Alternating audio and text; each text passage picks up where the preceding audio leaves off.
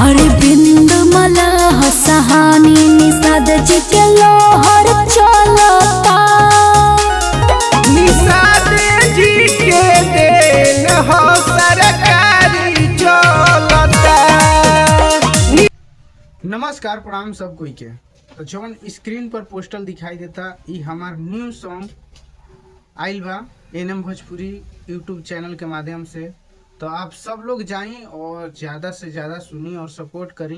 काहे से कि पहले जे तरह सपोर्ट करत रही रहुआ सभे उस तरह सपोर्ट नहीं करत और उस तरह के सपोर्ट नहीं मिलत। एह के वजह से गाना नहीं आवत। काहे से कि कोई भी कलाकार के अगर गाना ना चलेला बढ़िया प्यार दुलार ना मिलेला तो भाई वो कितना गाना बनाई, पैसा लगेला गाना बनावे में। तो बस आप सब लोग सपोर्ट करी, गाना बहुत बढ़िया बा। ऐसे बेहतरीन बेहतरीन गाना बनावा तनी जा। बाकी रउआ सब सपोर्ट ना करम तो कोई भी कलाकार के मनोबल टूटी तो वो कैसे गाना बनाई बताई। गाना बहुत बढ़िया बा, एक बार जरूर सुनी। और एनएम भोजपुरी पर हमार हर एक गाना आवेला ओकरा पर जाई, ढेर सारा प्यार आशीर्वाद दी प्लीज़।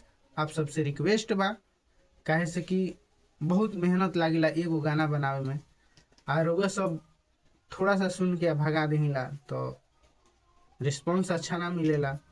तो जाई महाराज सुनी जा। सब कोई से रिक्वेस्ट बा, हाथ जोड़ के रिक्वेस्ट बा कि आप सब एनएम भोजपुरी पे जाएं और हमार गाना हर एक गाना आवेला वही चैनल के माध्यम से। तो आप सब लोग सुनी और सब्सक्राइब करी। और हमारो चैनल दयानिधि साहनी ऑफिशियल के आप लोग सब्सक्राइब करी।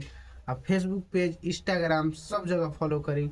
और इंस्टाग्राम पे हमार गाना लॉन्च होला सब ऊपर ज़्यादा से ज़्यादा रील बनाई। कहे से कि रील जौन बा वो बहुत अच्छा बा प्लेटफॉर्म, वही माध्यम से कोनो गाना वायरल होला। तो रिक्वेस्ट रही कि आप लोग जाएं और एक एक रील भी बनाएं। कैसे कि अगर रील ना बनाएं तो फिर गाना वायरल ना हुई। और वही एगो जरिया बा जवना से गाना वायरल होला। तो इंस्टाग्राम, फेसबुक सब जगह रील बनाई और यूट्यूब पे खास करके जाएं और सुनिए, सपोर्ट करी। कहे से कि जबले सपोर्ट ना करम तब तक ऑडियो लाइन वीडियो कहाँ से लाइन, जबले पैसा आई ना तो वीडियो बनी ना। कोई भी कंपनी कोनो सिंगर के ऊपर खर्चा ना करी। तो बस सपोर्ट करी कि हमार वीडियो एकदम बढ़िया बढ़िया आई और वही चैनल से आई। तो जाई सुनत रहम और दूसरों के कहीं कि ना भाई गाना बहुत अच्छा बा, आप लोग सुनी सपोर्ट करी। जब तक है पाँचों उंगली से एक ना हुई तब तक ताकत ना मिलेला। प्लीज़ रिक्वेस्ट रही सब कोई से कि जाई और सुनी और अपन प्यार आशीर्वाद दी। गाना बहुत बढ़िया बा। अरे बिंद मलाह सहानी निषाद जी के लोहर चलता। तब हमार बाकी निषाद जी के देन हो सरकारी चलता। बस आप सब खातिर बनावल बा। अगर आप सब प्यारे आशीर्वाद ना देम तो फिर मजा ना आई।